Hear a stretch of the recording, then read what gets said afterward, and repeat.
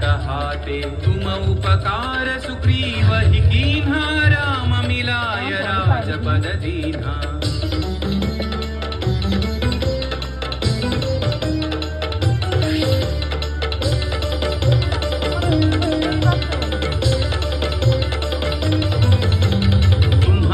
मंत्र विभीषण माना लंकेश्वर भय सब जग जाना युग सहस्र योजन पर भानु लील्योता ही मधुर फल जानू